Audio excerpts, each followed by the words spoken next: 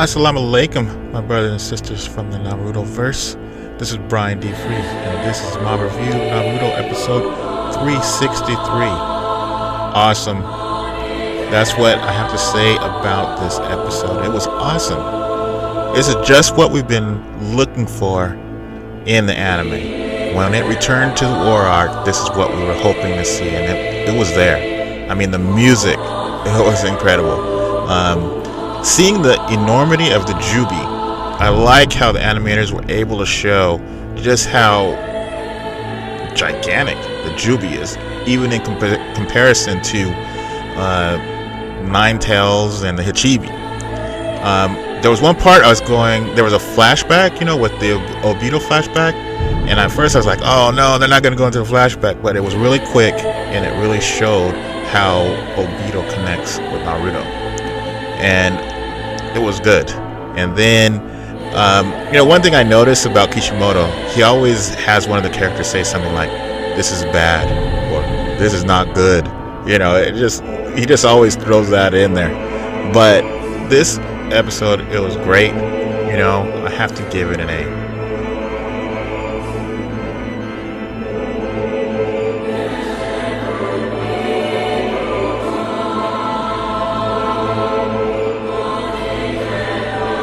Now, in Naruto chapter 677, this manga, at first, when I first read it, it was like, okay. But it was big. It was big because everybody is in the infinite Tsukiyomi. Everybody has the Rinnegan now. And the Rinnegan, it makes more sense now with how the eyes are drawn. Like, it's like you're in this mesmerized state, with the Rinnegan, and they can't move, but the only ones that can move are the Edo Tensei and whoever doesn't look like into the light. It was a good chapter. Sasuke figures out what's going on and keeps everybody from getting mesmerized. And then we also see Kaguya. That Kaguya is going to be playing a role in these, last stages of the manga.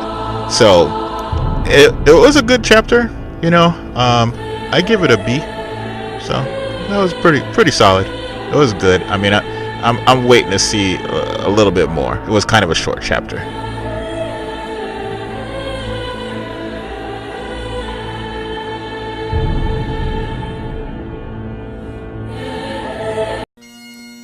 Amazing Grace, how sweet the sound. So begins one of the most beloved hymns of all time. The author of the words was John Newton, the self-proclaimed wretch who once was lost, but then was found.